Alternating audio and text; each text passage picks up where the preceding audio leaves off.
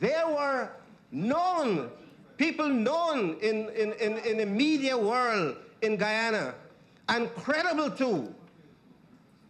Stabrook News Company, Guyana Publications Inc. had applied for a license to operate television and radio.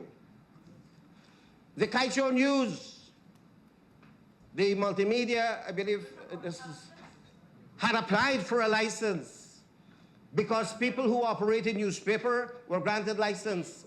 There's precedent for it. And they were never entertained.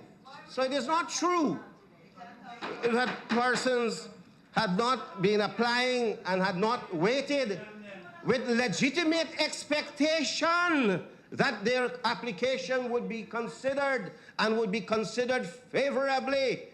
Why would we be thinking about Mirror being granted a license, New Guyana Company Limited, a company to which I had been attached and I worked for over 20 years.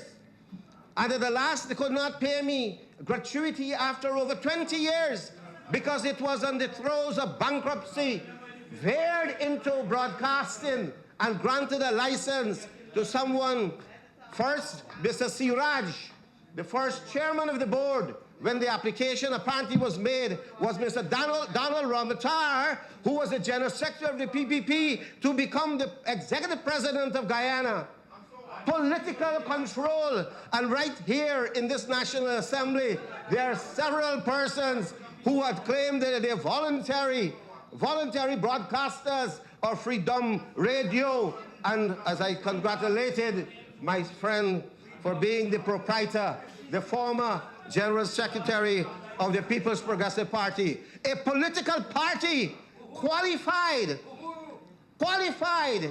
to have a license which was given outside of the broadcast law. It was given before the broadcast law was assented to and came into effect. Therefore, it was granted arbitrarily, unlawfully, and it was void and without effect, the license.